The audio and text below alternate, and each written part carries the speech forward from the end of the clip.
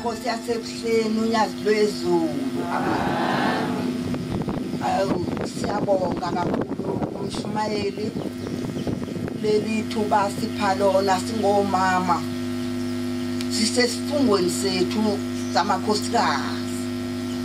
Ngibingelela ke umuzi wasemlandweni.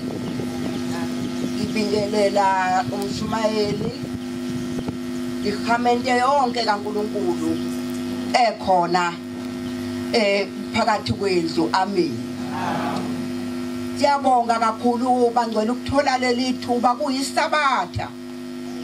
Isabatha ile kuphumula kuJehova. uNkulunkulu ke usiphile ke ukuthi namhlanje kufanele sihlangane. Sahlangana nezintokazi zonke lezi ezikhona la. La kuke namanje sesiyavuka. Sigcina okwasho uNkulunkulu. Sizama ukufeza idinga. Amen. Ngoba bangcwele bakaNkulunkulu mawuse uphakamisa isandla wathi ayikhetha lenkosi yamaNazaretha. Kufanele sizama ukuthi sigcine konke. Amen. Ukulala ke ngeke kwakusiza ngalutho ukulala ngoba vele siyeza isikhathi lapho uzolala khona. Sewuphendulwa. Usubezwa bekhuluma bethi bayahamba baya ebuhleni bamaNazaretha cha ukuthi inhliziyo awusakwazi. Kepha uNkulunkulu mesakuphile leli thuba kufanele ukuthi silisebenzise. Amen. Ngiyambonga kakhulu uNkulunkulu engihlengile ngizofika lapha. Kepha ke kusekhaya ke khona ke labangcwele baNkulunkulu khona la intasuku. Amen. Bangcwele ngizoke ngibeka indaba encane nje ngoba sibaningi. Ngikhulume ngendaba yalapha ekhaya eMantshalini la ngishadele khona. Nala ngizalwa khona ngizalwa kaMdadana. Ngase ngendela kaMtshali. Bangcwele usebenzile uNkulunkulu lapha yakuleli yakhaya. Beqhoboka abantu. Kwakufike kube ngenyanga kube komunye iyothi yophela inyanga kube komunye. Iphinde futhi elandela kube komunye imithwalo yazi yawu4 imile lemithwalo yabo. Ingubo zabo phela ngoba umuntu mehambila ngithi ziyaqoqwa impahla zakhe zibekwe ndawonye. Sayibuka lento ukuthi into enjani. Sesibonile ke uNazaretha mina nomyeni wami. Engasekho ke sadlula ngase uNkulunkulu ke esengibeka ke la ukuthi ke ngikhokhela amakhosikazi. Amen. Uthe ngelinye ilanga ke ubaba wela eThapelkop ngoMashi kwakade kuhamba ubhuti. Abaguli bonke laba bantu bantwana baNkulunkulu engikhuluma ngabo. Bayalala nje udadewethu nje kwakuyindunduma nje ngaka. Wangena nje kamelweni kwangathi uyaqoka uyahamba uyakudadwa komunye kaMashu. Manje umayi lokho ememeza kumamezana sekhona uyamemeza uthi hayibo phuma wezandile phuma uhambe bosikhathi yahamba. Athi awukanti wenzani uphinde walala inaza sicukuma umayi dani ngiroma ngene kamelweni uyafika umuntu useyabanda abantu baNkulunkulu. Uthe kungakapheli inyanga kwaphinde kwalandela omunye futhi naye. La ngiku14 ke ngalelo langa ngiyakhumbula lwangena ucingo ku14 wesibili.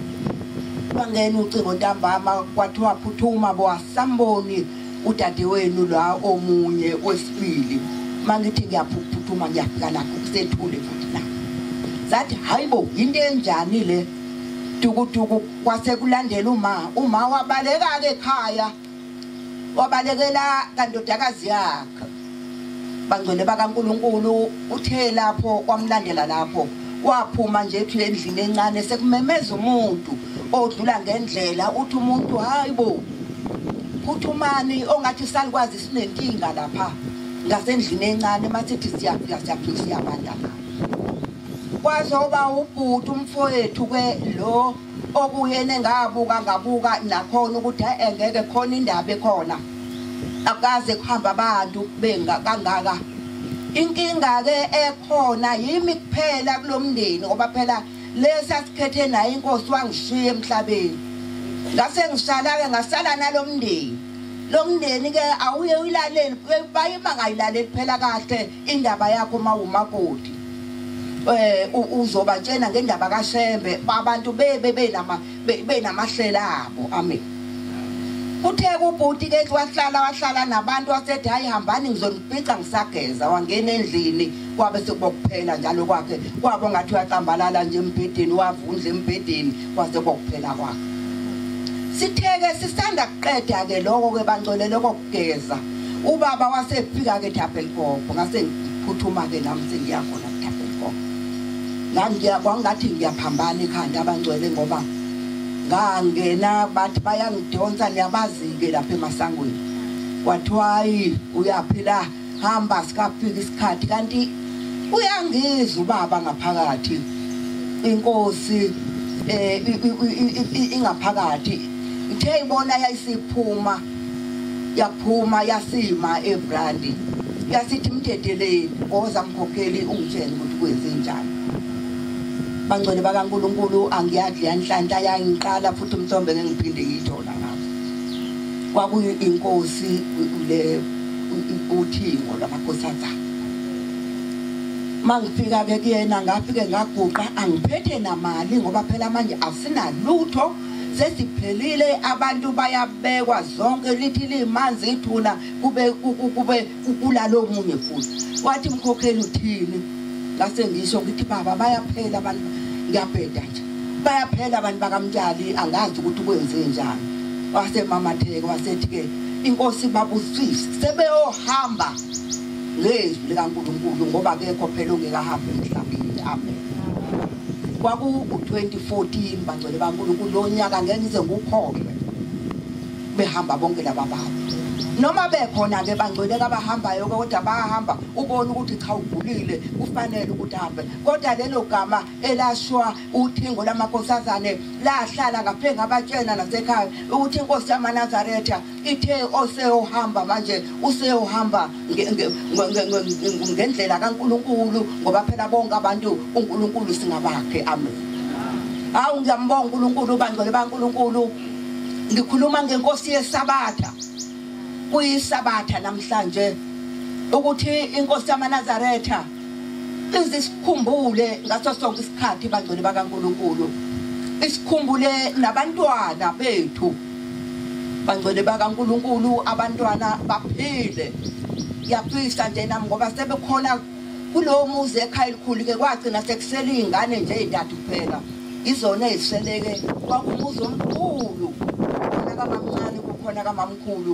kodwa namhlanje sekusela izingane ezintathu kuphela ngane ngakamamkhulu amen ongathi kuNkulunkulu wamaNazaretha ngaso sonke isikhathi bangcwele bakaNkulunkulu angasikhumbula njengoba kulisabatha ngisho ngithi inkosi angibanjwe into engiyibonayo ukuthi cha kuyangibamba ke lokho kodwa ngizame ngabonke amandla ami ukuthi ngibe khona esabatheni ngoba sikhona ngenkosi yamaNazaretha amen ongathi ke bangcwele baNkulunkulu uNkulunkulu kangasikhumbula abandla azabe nathi abaphilise nomama baze abahla bakhokheli namakhosikazi esihamba nawo nabo bonke abantu lo baba baphile siphile nje sonke bangcwele bakaNkulunkulu simkhonze uNkulunkulu yebo kona isikhathi sokuhamba soba khona kodwa ke kulungile sihambe ngegama likaNkulunkulu amen ngiyabonga kakhulu ke leli thuba ngingalihli kakhulu ithuba ngoba bakhona oma bakhokheli njengoba eshilo uMshumayeli sikhulumeni ngeSabatha ngenkosi yeSabatha amen inkosi kusise konke senikuzwile amen